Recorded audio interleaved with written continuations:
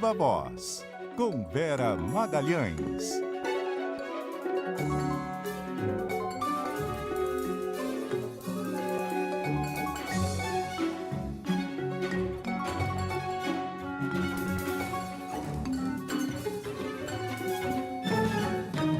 Vera Magalhães, muito boa noite, tudo bem? Oi, Débora, muito boa noite para você e para Carol, para quem nos ouve e nos assiste. Viva a Voz começando. É isso aí, eu lembro que nosso ouvinte pode participar com a gente, né, Carol? Pode mandar mensagem aqui para o nosso WhatsApp, para o 11 99911 9981, caso tenha dúvida, eu quero perguntar alguma coisa sobre os temas que vamos tratar aqui hoje. Começamos falando da expectativa do tarifaço do presidente Donald Trump, parte desse tarifaço prometida para amanhã, e o governo brasileiro está tentando aí, de alguma forma, se proteger. A Isa Staciarini tem mais informações aqui sobre isso. Pois não, Isa?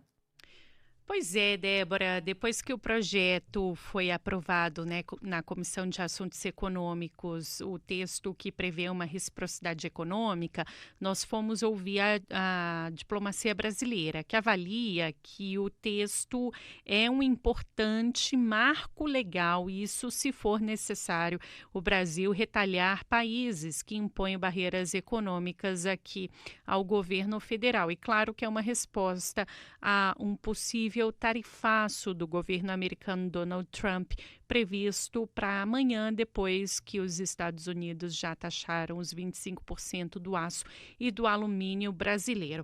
A análise indica, inclusive, um gesto de que o Palácio do Planalto pode optar por responder às sanções dos Estados Unidos. Só que no Itamaraty, no MDIC, que é o Ministério do Desenvolvimento, Indústria e Comércio, comandado pelo vice-presidente Geraldo Alckmin, a posição ainda é por negociação, por aquela boa relação com os Estados Unidos. Alckmin tem pregado aquele diálogo de ganha-ganha, né, de que a relação do Brasil com os Estados Unidos é superavitária e que o Brasil, inclusive, é um defensor do comércio exterior.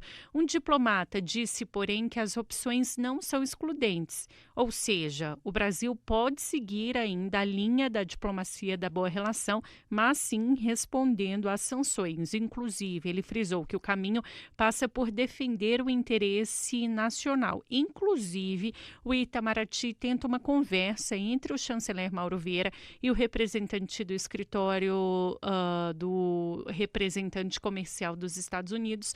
A intenção era que esse telefonema pudesse ocorrer hoje, mas já está descartado. A intenção é que aconteça nos próximos dias. Eu volto com vocês. Isa, boa noite para você. Me diga uma coisa, e quanto ao PL da reciprocidade aprovado pela CAI do Senado hoje em caráter terminativo e que vai para a Câmara, que potencial ele tem de ser uma resposta à altura? Pois é, Vera. Inclusive, o presidente do Senado, Davi Alcolumbre, acolheu agora há pouco um pedido para acelerar a tramitação. Portanto, há uma expectativa de entrar ainda na pauta do plenário do Senado, hoje no início da tarde, um rito que impede que o projeto seja enviado para a Câmara só depois de 5 dias, que é aquele rito, né, para dar espaço para novas sugestões ao texto. Ou seja, caso essa medida seja aprovada, o projeto pode seguir direto do Senado para a Câmara. Inclusive, ele foi relatado pela senadora Tereza Cristina, que foi inclusive ministra do governo Bolsonaro e que faz uma forte oposição a Lula. Mais cedo, ela disse que o projeto é uma proteção ao Brasil. Vamos ouvi-la. Não é só para os Estados Unidos, ela contempla todos os mercados com que o Brasil faz comércio exterior, que vende a sua mercadoria. Não é uma retaliação, ela é uma proteção quando os produtos brasileiros forem retaliados. Ô Izzy, como é que foi a reação do governo? O vice-presidente Geraldo Alckmin elogiou esse projeto aprovado no Senado, né? Foi, Carol, o vice-presidente, que também é ministro, né, do MDIC, que voltou a defender o diálogo, mas elogiou o projeto aprovado no Senado e relatado por Tereza Cristina. O Brasil não é problema para os Estados Unidos. As medidas que foram tomadas não foi contra o Brasil, foi para o mundo inteiro. Qual a postura do governo brasileiro que o presidente Lula tem falado? É a do diálogo. Comércio exterior deve ser ganha-ganha e não olho por olho. Eu acho que esse é o caminho. Meninas, uma informação que chega agora é que o plenário do Senado acaba de aprovar por unanimidade o projeto que mais cedo tinha passado pela CAI, né, pela Comissão de Assuntos Econômicos, em regime terminativo, ou seja, não teria que passar pelo plenário, mas os senadores queriam acelerar essa votação e aprovar um pedido de urgência para encaminhar o projeto ao plenário.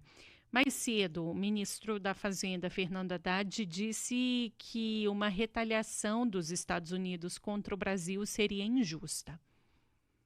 Nos causaria até uma certa estranheza se o Brasil sofresse algum tipo de retaliação injustificada, uma vez que nós estamos na mesa de negociação desde sempre, né, com aquele país, justamente para que a nossa cooperação seja cada vez mais forte. E como o projeto passou pelo Senado e agora precisa passar pela Câmara, o presidente Hugo Mota fez uma sinalização, afirmou que o projeto também vai ser votado em regime de urgência ainda nesta semana por lá, para depois seguir para a sanção do presidente Lula. Eu volto com vocês. Isa, eu tinha lido que só precisaria ser votado no plenário se houvesse um requerimento nesse sentido da parte de 6 senadores. Foi isso que aconteceu ou foi uma decisão do próprio Senado para acelerar o rito, para que vá mais rápido para a Câmara? Isso, é aquilo que eu entrei mais cedo falando com vocês. Eles aprovaram aquele rito, a derrubada, para retirar, né, para impedir que o projeto só seja enviado para a Câmara depois de 5 dias, justamente para dar tempo dos parlamentares fazerem sugestões ao texto. Mas foi aprovado por unanimidade essa medida que acelera o envio do projeto para a Câmara. Obrigada pelas suas informações. O Brasil, obviamente, aí tentando se proteger, né, Vera? É mais difícil saber. Inclusive, tem uma pergunta de um ouvinte aqui. Ele falou, poxa, ninguém comenta qual pode ser o tamanho do prejuízo do Brasil no caso de um tarifaço. A gente não sabe, né? É porque ninguém sabe, nem o governo sabe, nem as empresas, nem os ruralistas, nem o setor sucroalcooleiro, que pode ser muito afetado no caso do etanol, nem a siderurgia, porque ainda não se sabe qual vai ser a tarifa que vai incidir sobre o Brasil. A Miriam Leitão nos informou mais cedo que deverão ser alíquotas por países e que aí tem variações dessas alíquotas a partir de uma análise que o governo americano está fazendo sobre quanto cada país cobra de tarifa dos produtos americanos. Porque a ideia é que isso seja uma demonstração de busca de reciprocidade por parte dos Estados Unidos. Acontece que o Brasil, por um estudo da OMS, é o 6º país que mais taxa produtos norte-americanos, numa média. Então, pode ser que a gente tenha uma das tarifas maiores que ele vai anunciar. Tudo isso é amanhã, a quarta-feira é o grande dia em que essas coisas vão ser mais explicitadas, mais bem colocadas, até porque foi deixada uma grande margem para que o Trump recue, para que ele diga que vai ser bonzinho com alguns países, para que ele, olha, não é bem assim, como ele tem feito e como ele já avisou que vai fazer também em relação a esse novo anúncio. Então, a dose de incerteza é geral, não é só no Brasil, é no mundo todo. Isso tem feito com que o mercado opere num sobe e desce danado no Brasil e no mundo, e que os países busquem meios de se proteger, mas com uma certa cautela, sem também parecer que estão desafiando os Estados Unidos, porque senão pode ser uma guerra sem fim, que para países que estão em uma posição de maior dependência dos Estados Unidos do que o contrário, é muito ruim, torna o ambiente bastante complexo. Esse projeto que foi aprovado no Senado e que vai para a Câmara nem tinha começado por causa dos Estados Unidos, ele tinha começado por conta da União Europeia, que pretendia criar embaraços para os produtos agrícolas brasileiros. Então, de ambientais, né, Vera? Exato. E também E aí acabou vindo a calhar também como uma proteção para os Estados Unidos. Então, amanhã é o grande dia da gente saber detalhes, mas a gente ainda vai falar sobre todas essas implicações daqui a pouco com a Renata Agostini, né? E, inclusive, ontem, né, o escritório ligado ao governo dos Estados Unidos divulgou um relatório falando sobre os modelos das tarifas, não só brasileiras. Na verdade, é um relatório bastante extenso, são 400 páginas, mas 6 páginas são dedicadas ao Brasil. Em que o escritório apresenta o país como uma nação que impõe tarifas relativamente altas sobre importações de uma ampla gama de setores, cita automóveis, peças automotivas, tecnologia da informação e eletrônicos, produtos químicos, plásticos, máquinas industriais, e vestuário, setor têxtil, né? Fala também, o relatório chega a citar 25 de Março, que é uma região de compras, uma região popular de compras aqui na cidade de São Paulo, que é bastante visitada por pessoas que vêm do Brasil inteiro, inclusive de países vizinhos, porque, segundo esse relatório, é uma região onde a pirataria é muito grande, né? Isso também traria impacto. Cita o IPI, que é aplicado em algumas áreas, 19,5% sobre bebidas alcoólicas. Cachaça tem um IPI menor, 16,25%, mas o relatório também cita.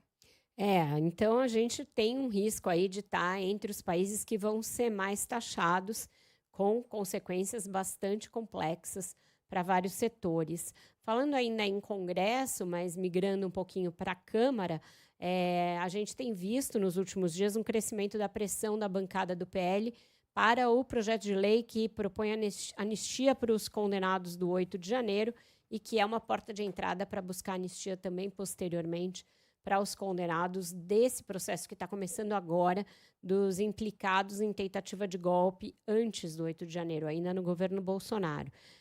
Para falar sobre os desdobramentos disso e como essa pressão está crescendo e que o presidente da Câmara, Hugo Motta, está se sentindo aí impelido a talvez mudar a sua posição inicial, está com a gente na linha a Samantha Klein, que vem acompanhando esse tema. Boa noite, Samantha. Oi, Vera, Débora, Carol, boa noite. Olha, e num primeiro momento já foi através de negativa. O que aconteceu? Em uma reunião mais cedo na residência oficial, o presidente da Câmara, Hugo Motta, afirmou que antes de qualquer decisão com relação ao PL da anistia, ele vai consultar os demais líderes de partidos aqui da Câmara acerca desta proposta. É uma pressão aí que vem ocorrendo desde a abertura dos trabalhos do Legislativo, ou seja, desde fevereiro, que o líder do PL, Sóstenes Cavalcante, líderes da oposição estão buscando assinaturas. Eles falam que tem aí cerca de 310 assinaturas, seja elas já firmadas ou virtuais, ou seja, com compromisso desses parlamentares. Então, não deixa de ser um balde de água fria. E com isso, imediatamente, o PL já acionou mais uma manobra e acabou de protocolar um pedido de sustação da ação penal contra o deputado Alexandre Ramagem, que se tornou réu no Supremo Tribunal Federal na semana passada, no âmbito da tentativa de golpe de Estado. Com isso, regimentalmente, o presidente Hugo Motta tem 45 dias para pautar esse projeto. Pelo menos tudo isso que foi defendido agora pelo líder do PL, pelo líder da oposição, deputado Zucco, e também por advogados do PL, né, o partido do ex-presidente Jair Bolsonaro. O entendimento deles é que a ação penal contra Alexandre Ramagem foi ilegal, houve tomada de provas ilegais, inclusive com ingresso no gabinete dele, onde há uma imunidade parlamentar, né? A gente teve aquelas ações, né, aquelas operações da Polícia Federal aí no passado.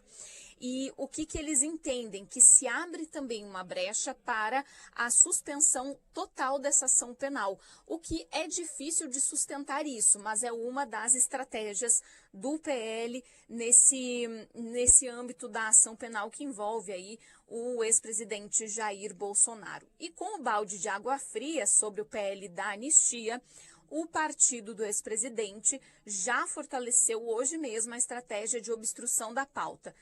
tentou aí obstruir a votação de medidas provisórias no plenário e também vai aplicar a obstrução nos trabalhos das comissões que o PL preside. O líder do partido aqui na Câmara, Sóstenes Cavalcante, também afirmou que a oposição ao governo não aceitaria a criação de uma comissão especial para discutir o projeto e que a obstrução, sim, tem capacidade para pressionar o presidente Hugo Mota. Não nos atende e nós continuaremos em obstrução por conta de que nós queremos a urgência, porque as pessoas que estão presas um dia, para um preso injustamente, é uma eternidade. Para nós aqui pode parecer pouco, mas para quem está lá dentro, não. Outro tema aqui que também vai gerar pressão política, Vera, é a criação de uma subcomissão para fiscalizar as supostas denúncias de violações aos direitos humanos nos presídios onde estão os envolvidos nos atos do 8 de janeiro. A Comissão de Segurança, que é presidida pelo PL, aprovou agora à tarde essa proposta e, claro, com certeza vai gerar aí muitos vídeos, muitas manifestações e textos a respeito da situação dos presos do 8 de janeiro. Com vocês. Obrigada, Samantha, pelas suas informações. Pois é, meninas, o PL agora é um partido que se preocupa com a questão dos direitos humanos, sendo que basta lembrar que Jair Bolsonaro tinha na porta do seu gabinete, colado lá, um negócio, quem gosta de osso é cachorro, em relação aos desaparecidos políticos e as ossadas encontradas em Perus. E direitos humanos, ele sempre diz que bandido não tem direitos humanos, que direitos humanos é uma coisa que só defensor de bandido que fala, etc. Direitos humanos para humanos direitos e todas aquelas cantilenas que a gente ouviu ao longo da carreira do ex-presidente Jair Bolsonaro. Na verdade, os presos do 8 de janeiro estão sendo só uma porta de entrada para o PL para tentar buscar justamente isso que interessa a eles, que é a anistia para os políticos, os militares e os envolvidos ali de alta patente. Tanto é que estão pedindo para assustar o início da ação penal contra o deputado Alexandre Ramagem, né? E qual o tamanho? Que tem previsão constitucional, né? Isso é uma das prerrogativas de imunidade parlamentar. Ele, por ser deputado, conta com esse tipo de imunidade, né? O partido pode pedir e aí o plenário da Câmara vai ter que votar. Vamos ver se o corporativismo vai funcionar nesse caso, né? Se vão conseguir sustar a ação contra o Ramagem. Na verdade, o que eu ia perguntar é qual o tamanho que essa pressão pode ter, de que forma ela pode ser viabilizada efetivamente, porque o barulho vai continuar acontecendo, né? Mas pode realmente exercer uma pressão efetiva sobre o presidente da Câmara? Até aqui eu tenho achado o presidente da Câmara muito firme na ideia de que isso não é uma prioridade, de que isso não é a pauta da Câmara para esse momento. Hoje mesmo ele deu uma declaração falando que não é hora de se seguir ninguém, que não é hora de agir com falso heroísmo, é hora de equilíbrio, pragmatismo, buscarmos acertar, não nos desviarmos para o erro fácil. Todas as pessoas do entorno dele, com quem você conversa, dizem que ele está convencido de que é comprar uma guerra com o Supremo inutilmente, porque vai chegar lá no Supremo e eles vão dizer que não cabe anistia para quem é condenado por tentativa de conspurcar a democracia, abolir o Estado Democrático de Direito, conspirar contra as instituições, conspirar contra a própria democracia. Então, ele acha que isso vai ficar dando murro em ponta de faca, que diz respeito só a uma parcela muito pequena dos políticos, que a população, na verdade, não está preocupada com isso, não tem isso como uma prioridade e ele não quer que o seu mandato na presidência, a largada desse mandato, fique marcada por essa queda de braço. Ele quer que a pauta seja desobstruída e que os projetos de interesse do país e do parlamento sejam votados. Então, até um monte de outras propostas que interessam à oposição também interessam a ele, que ande com o marco legal ali das demarcações das terras indígenas, que se ande com o novo Código Florestal, que são até algumas matérias que não interessam ao governo, mas que interessam aos setores da economia, interessam a bancadas temáticas ali da Câmara. Esse da anistia interessa única e exclusivamente ao ex-presidente Jair Bolsonaro, que conseguiu a adesão do PL para fazer essa pressão. Mas se você fizer uma enquete sem que se coloque o nome até na bancada do PL, talvez nem lá dentro seja uma coisa que todo mundo diga, nossa, essa é a minha prioridade número 1. Não é. Muito bem, meninas, a gente faz agora um intervalo e na sequência tem mais Viva Voz. Daqui a pouquinho tem Renata Agostini. Hoje Renatinha vai chegar um pouco mais tarde. Vamos voltar então para Brasília com o Igor Cardim, que tem mais informações para a gente sobre a decisão do STF sobre o caso do Palocci e, no caso, uma votação em contrário do ministro Luiz Edson Fachin. Boa noite, Igor. Oi, Vera. Boa noite para você e para o ouvinte. Pois é, está em 2-1 o julgamento no Supremo Tribunal Federal para manter a decisão do ministro Dias Toffoli, que anulou todos os atos da Lava Jato contra o ex-ministro da Fazenda, Antônio Palocci. O ministro do STF, Edson Fachin, divergiu do relator e do colega Gilmar Mendes. Fachin, portanto, entendendo que não é possível anular todos os atos da Lava Jato contra Palocci. O julgamento ocorre na segunda turma do STF, que começou a analisar no plenário virtual um recurso da Procuradoria-Geral da República contra a decisão de fevereiro que beneficiou Palocci, usando ali um entendimento dado ao empresário Marcelo Odebrecht. Em seu voto, Fachin sustenta que os casos são diferentes e, por isso, a decisão em favor de Odebrecht não deve ser estendida para Palocci. Restam ainda os votos de André Mendonça e Nunes Marques. O julgamento virtual segue até o dia 4 de abril. Vera. Obrigada, Igor, pelas suas informações. Já temos agora, então, a Renata Agostini, que está com a gente na linha. Boa noite, Renata. Boa noite, Vera. Boa noite a todos. Boa noite aos ouvintes.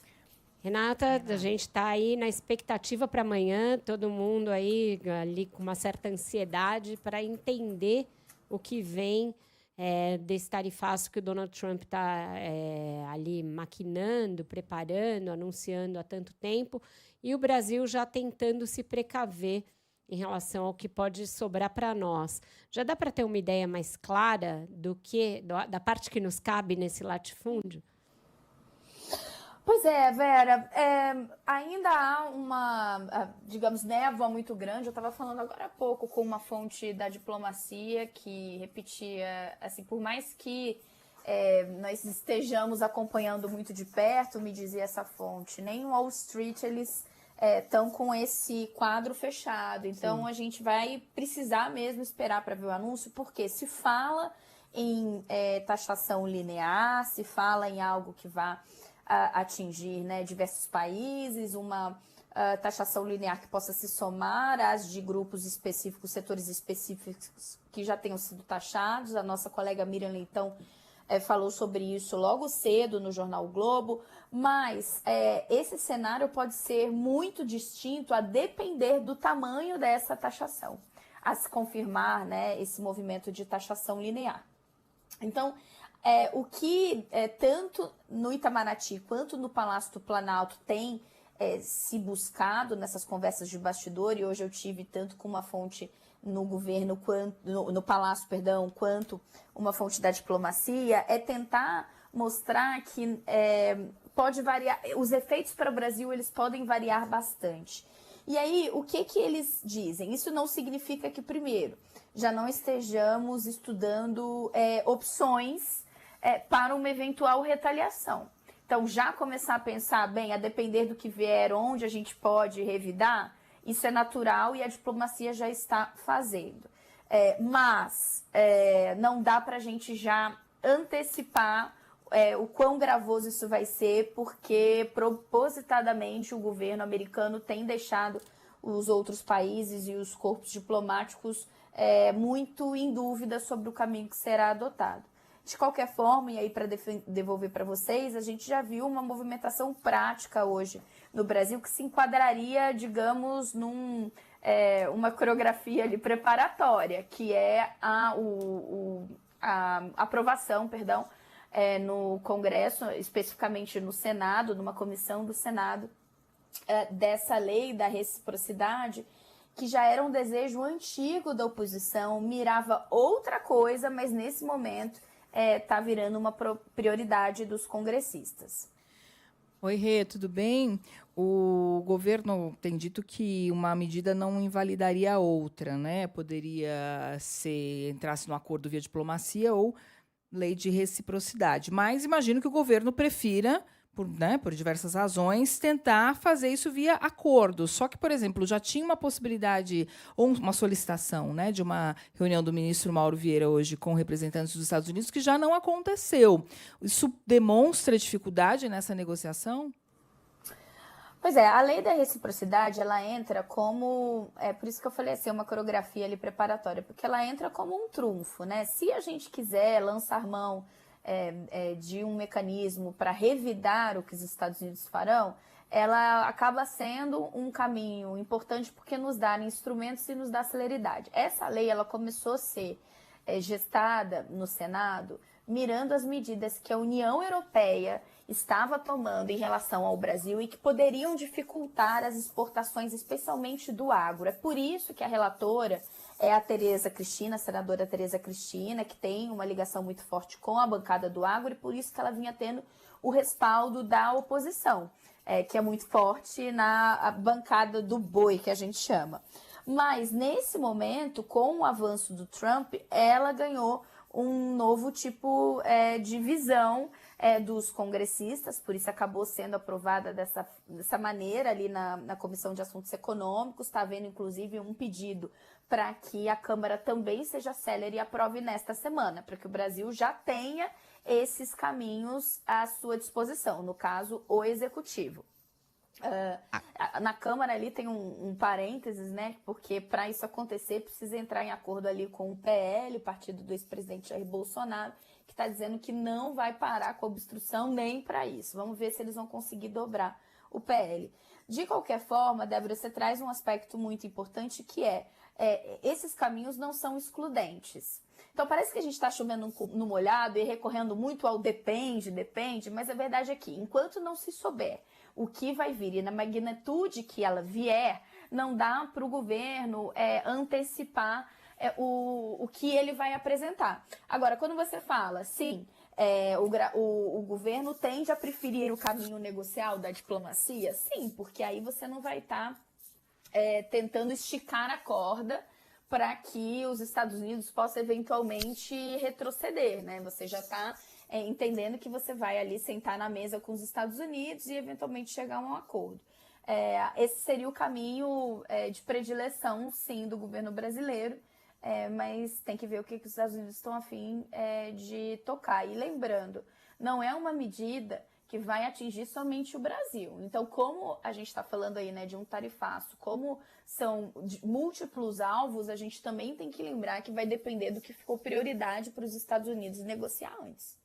Ô, Renata, pegando esse teu gancho aí da oposição, né, que falta combinar com o PL, é um projeto de lei que acaba, de certa forma, unindo governo e oposição, mas gera um certo desconforto para uma ala da oposição que tem um alinhamento ideológico com o governo do presidente Donald Trump, né? Sobretudo os mais bolsonaristas. Eles perdem esse discurso? Como é que fica o discurso da oposição diante de um projeto desse que prioriza o interesse nacional? Está acontecendo numa semana em que eles, na Câmara dos Deputados, eles entraram querendo dobrar a aposta em relação ao PL da anistia, né, com o retorno do presidente da Câmara, Hugo Mota, da viagem que ele fez com o presidente Lula. Então, eles já começaram querendo acelerar essa história, tiveram uma conversa hoje, o líder do PL com o presidente da Câmara, para voltar a pressionar para que esse projeto da anistia aos presos do 8 de janeiro seja tema da reunião de líderes na quinta-feira, o que eles querem que seja pautada a urgência desse projeto, e no meio desse caminho eles estão em obstrução. Então isso acabou entrando numa semana em que eles têm uma desculpa para não querer discutir muito isso, Carol, porque eles estão dizendo, olha, enquanto não houver a decisão sobre o projeto da anistia, nós vamos seguir em obstrução.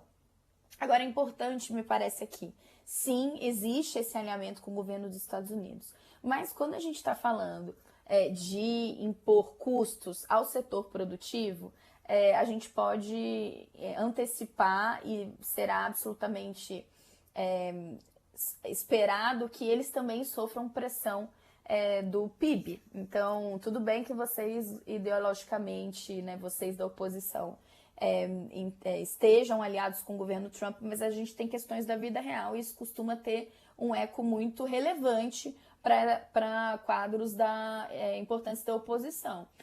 Como eu comecei falando, no caso do Senado, esse projeto ele é gestado ali na bancada do agro, em quadros importantes da própria oposição. Então, não me parece que, se não tiver essa névoa aí do PL da anistia, isso vai ser um grande problema. Para a gente finalizar, só chamo a atenção para como o governo vai reagir em termos de resposta institucional amanhã. O que Planalto e Itamaraty estão me dizendo é que eles vão tentar esperar a análise ficar mais depurada antes de dar qualquer resposta. E eu digo assim, de comentário mesmo, gente, não de medida, tá? Então, vai ter de pronto alguma declaração, alguma nota, eles estão dizendo que a ideia não é essa. Mas, quando houve, no caso da tarifa rodada do aço, também se pregou isso, né? Vamos esperar, parcimônia, avaliar, tentar negociar. E o presidente Lula acabou estragando um pouquinho esses planos. Verdade. Obrigada por hoje, Renata. Renata volta com a gente na quinta-feira, já com isso definido, e a gente pode voltar ao assunto ou mudar de assunto. Enfim, sempre bom te ouvir. Obrigada. Obrigada, meninas. Até quinta. Um beijão. Beijo, Rê. A gente vai agora para mais um intervalo. Volta já para o bloco final do Viva Voz. 6h48 agora, Viva Voz de volta. E nós vamos a Brasília. Igor Cardim tem mais informações sobre o lançamento da pré-candidatura do governador de Goiás, o Ronaldo Caiado. E o que está rolando entre ele e o partido, Igor? Boa noite novamente. Débora, boa noite para você. Há 2 dias do lançamento da pré-candidatura de Ronaldo Caiado à presidência da República, integrantes do partido dele, União Brasil, ainda tentam convencê-lo a desistir da ideia. A apuração da nossa repórter Gabriela Echenique viu ali que o governador de Goiás está certo da decisão e mantém o evento marcado para esta sexta-feira lá na Bahia. Um integrante do partido disse ainda que não tem o apoio nem dentro da legenda e quer tentar garantir isso de fora para dentro, mas afirma que ele não tem apoio popular suficiente. A decisão de Caiado atrapalha várias negociações do União Brasil. Uma delas é a criação de uma federação com o PP. O acordo já foi assinado pelo Partido Progressista, mas ainda enfrenta resistência dentro do União Brasil. Isso porque, se concretizado, as duas legendas terão que apoiar ou lançar um candidato único. Caiado não tem apoio de Ciro Nogueira, presidente do Progressistas, por exemplo.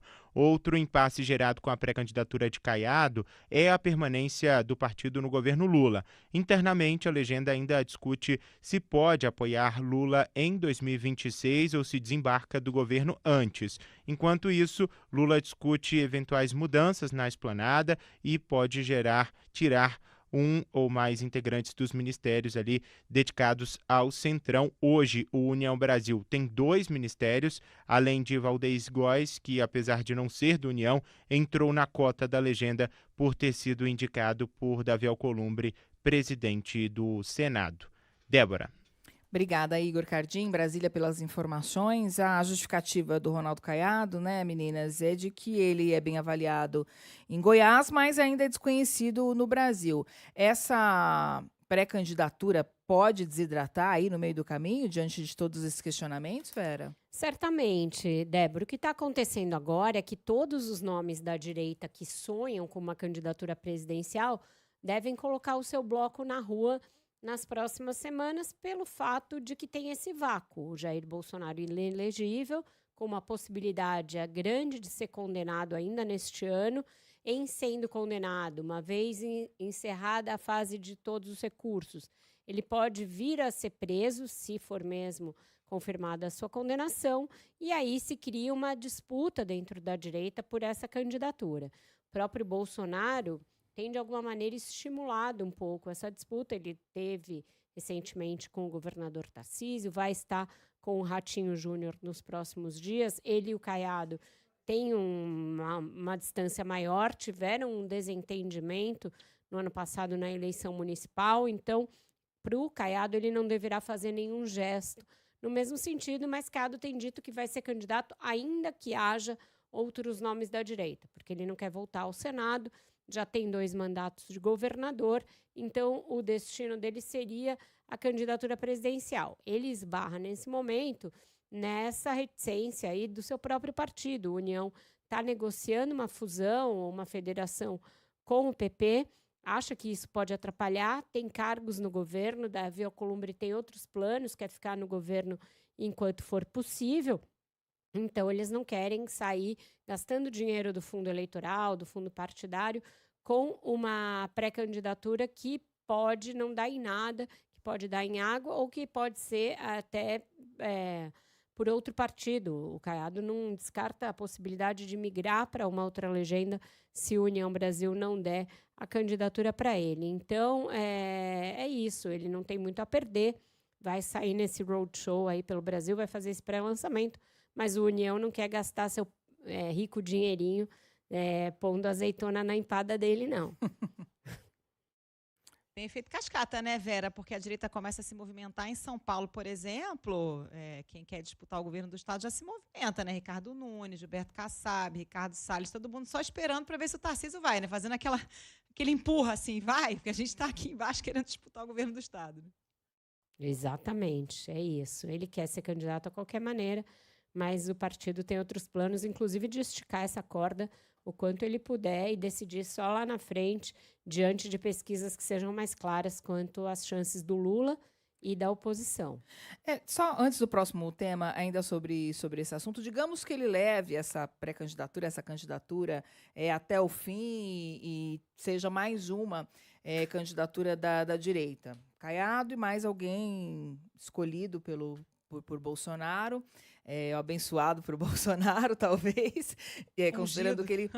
Ungido, boa, considerando que ele continuará inelegível. Isso dividiria esses votos de modo a ajudar a esquerda, que também ainda não tem nada definido, né? A esquerda vai estar com o Lula, eu não tenho dúvida de que não vai ter uma divisão dessa vez, porque eles sabem que é o único projeto capaz de fazer frente a um crescimento mostrado aí nas eleições municipais e nas pesquisas para a possibilidade de se eleger alguém de direita. Então, eu acho que o Lula vai conseguir unir a esquerda, não vai ter dificuldade para isso.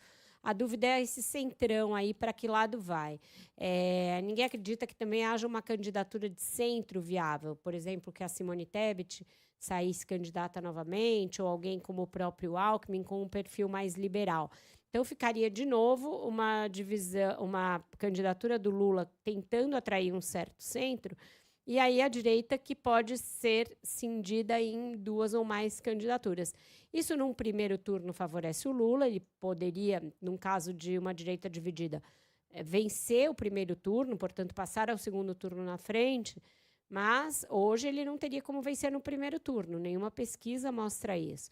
Então, aí, no segundo turno, a tendência é que esses candidatos de direita se unam para enfrentar o presidente Lula. Então, no fim, no cômputo, Débora, eu acho que não faz tanta diferença assim, porque a tendência é um segundo turno entre o Lula e um desses nomes da direita.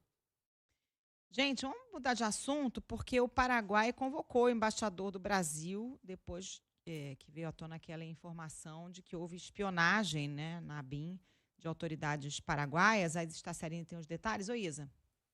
Pois é, Carol, o chanceler do Paraguai convocou o embaixador do Brasil em Assunção, José Antônio Marcondes, para o embaixador dar explicações sobre a suspeita de espionagem da ABIN a sistemas do governo paraguaio.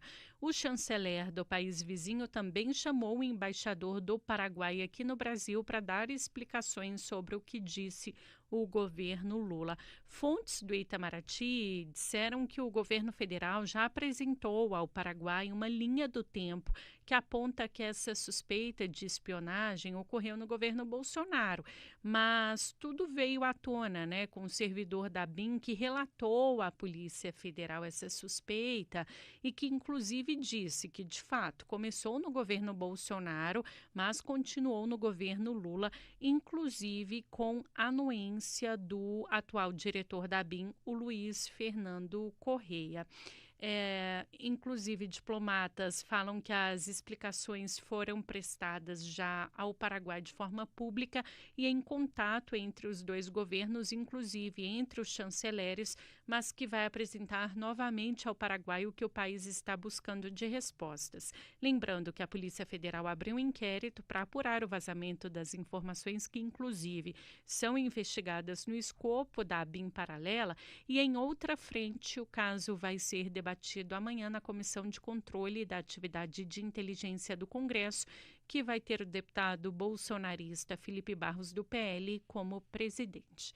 É com vocês. Obrigada, Isa, pelas suas informações. Mais um imbróglio aí diplomático para o Brasil desenrolar. Bom, bem estranho esse caso. Vamos ver que desfecho vai ter, meninas.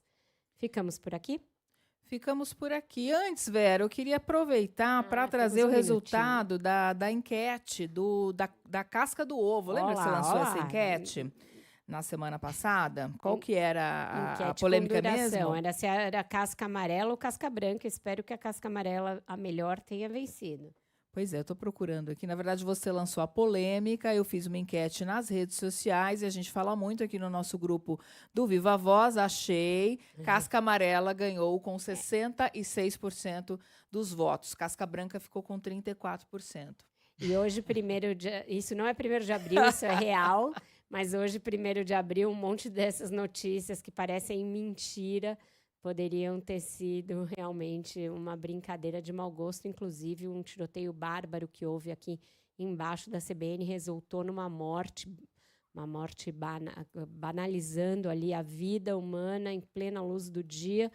E a gente vê números que dizem que os casos de latrocínio e outros estão caindo na cidade de São Paulo, mas a cada dia é um caso mais chocante que o outro, que nos levam a crer que está havendo uma grande subnotificação e que, na verdade, a insegurança graça na cidade de São Paulo para todos os bairros, para todas as regiões, para todas as classes sociais, para todos os tipos de cidadãos, a gente pensa o que as autoridades estão fazendo em relação a isso, né? A gente falava mais cedo aqui, inclusive, sobre esse assunto, né? A partir desse crime de mais um ato violento na cidade. Em São Paulo existem quadrilhas especializadas em roubar alianças. Inclusive, vários ouvintes aqui da região da Zona Oeste da capital relatando terem sido vítimas de assaltantes que chegam em motos, como foi o caso que aconteceu aqui. O alvo era um celular, mas as alianças passaram a ser alvos também. E, infelizmente, tivemos recentemente um caso de um agente da CT que morreu ao ser abordado por um criminoso que queria a aliança dele. A ação foi gravada, o criminoso acabou sendo preso, mas dificilmente a pessoa vai fazer um boletim de ocorrência por causa de uma aliança, né? Pois é, mas o secretário de Segurança Pública, Guilherme Derrite, o governador Tarcísio de Freitas, devem uma explicação para os cidadãos da cidade que estão vendo a explosão de casos em alguns bairros da região central, nas várias zonas da cidade, de crimes bárbaros por motivos banais como esse, aliança, celular, e isso leva a uma grande... falsos entregadores que cometem crime, falsos motoristas de aplicativo, e isso leva a uma enorme dose de ansiedade, de insegurança na cidade e demanda uma explicação por parte das autoridades responsáveis. Cobraremos esse espaço aqui também. Vera, obrigada, viu? Até amanhã. Obrigada, meninas. Um ótimo ponto final para vocês e até amanhã. Beijo, Vera.